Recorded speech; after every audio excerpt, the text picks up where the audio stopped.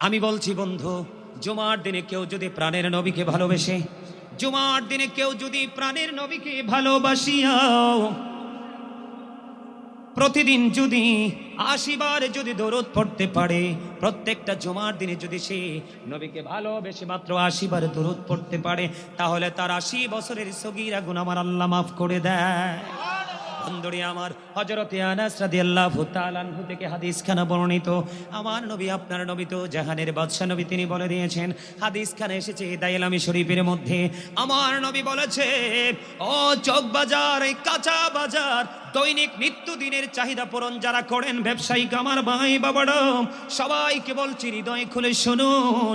আমার নবী, আপনার নবী তো জাহানের বাদশা নবী, সরকারি মদিনা, তিনি জানিয়ে দিয়েছেন, হাদিসখানে এসেছেন দাইলামি শরীফের মধ্যে, কেউ যদি প্রতিদিন, তোমরা কাজ করো না, এতগুলো মানুষ কথা বলতে হয়। দাদা আসেন, আসেন দাদা, বসেন। না না না, আসেন আসেন আসেন আসেন, আপনি আসেন না কেন? আসেন, আপনি না আসলে সবাই কিন্তু ডিস্টার্ব করবে। আলহামদুলিল্লাহ বলেন। আমাদের প্রধান অতিথি কোথায়? আচ্ছা, আমাদের প্রধান অতিথি চলে আসছেন, কিছুক্ষণের মধ্যেই উনি স্টেজে আসবেন, উনি আজকের মাহফিল সমাপ্ত করবেন। আমি আপনাদেরকে বিনীতভাবে অনুরোধ করছি, আল্লাহ রাসূল বলেছেন, কেউ যদি প্রতিদিন দৈনিক ১০০০ বার রাসূলকে ভালোবেসে, রাসূলকে মহাব্বত করে, রাসূলের কদমে ১০০০ বার দরুদ দিতে পারে, আল্লাহর হাবিব বলেছেন, সে জান্নাত না দেখা পর্যন্ত তার মরণ হবে না। আরো জোরে কর না সুবহানাল্লাহ। আপনারা কি মনে করতেছেন আমি জানি না।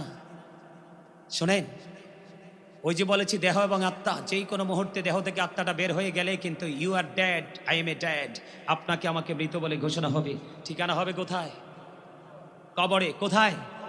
এটা পাহাড়েও হতে পারে, পুকুর পাড়েও হতে পারে, নদীর পাড়েও হতে পারে, আবার কারো কারো ঠিকানা অজানা গন্তব্যেও হতে পারে। হতে পারে কিনা?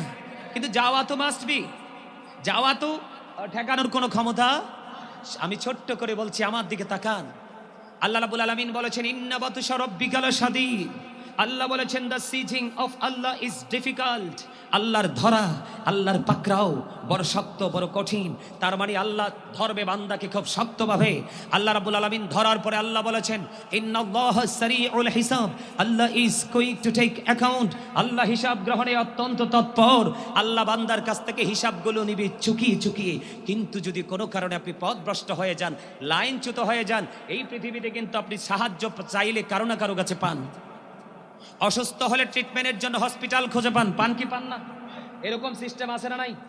পান, কিন্তু পরকাল হবে অত্যন্ত ভয়ঙ্কর।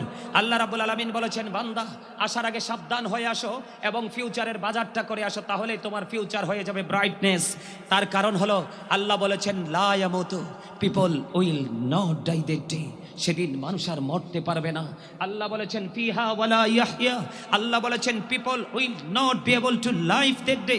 সেদিন মানুষ বাঁচতেও পারবে না। আল্লাহ বলেছেন, ওমা হুম আনহাবি গায়িবিন। আল্লাহ বলেছেন, people will not be able to escape that day. সেদিন মানুষ সেখান থেকে অদৃশ্য হতে পারবে না, পালাতেও পারবে না। করবেনটা কি সেদিন? উপায় আছে? এই জন্য আপনাকে সর্বপ্রথম ইমানদার হতে হবে। আর ইমানদার হতে হলে সর্বপ্রথম রাসূলকে ভালোবাসতে হবে। আর এই ভালোবাসাটাই হলো আমরা মুমিন হিসাবে আমাদের জন্য ফরজ, এবং রাসূলের আহলে বাইতকে ভালোবাসতে হবে। এটা আমাদের জন্য ঈমান এবং ফরজ।